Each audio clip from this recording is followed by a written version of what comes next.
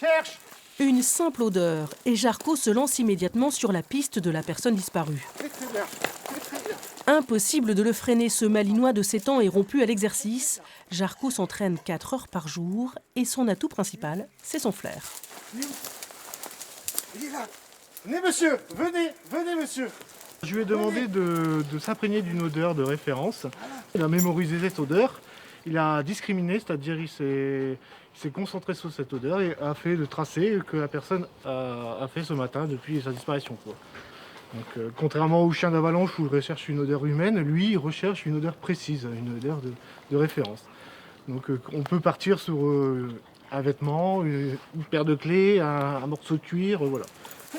Pour ce chien, chercher est un jeu. La récompense est essentielle. Oui, oulala, c'est Jarko est spécialisé dans la recherche de personnes perdues, suicidaires, fugueuses ou de malfaiteurs en fuite.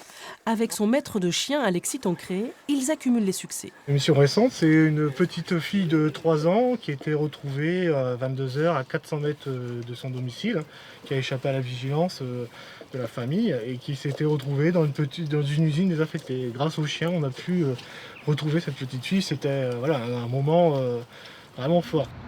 Pour avoir sauvé 4 vies en quelques mois, Jarko vient d'être médaillé. Une fierté pour sa compagnie. Les compétences de Jarko sont bien connues des services de police et de gendarmerie des Hauts-de-France.